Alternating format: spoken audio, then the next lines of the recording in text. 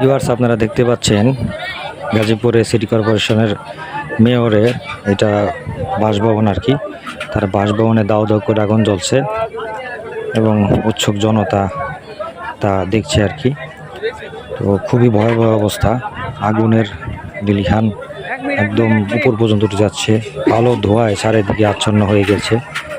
খুবই ভয়াবহ অবস্থা।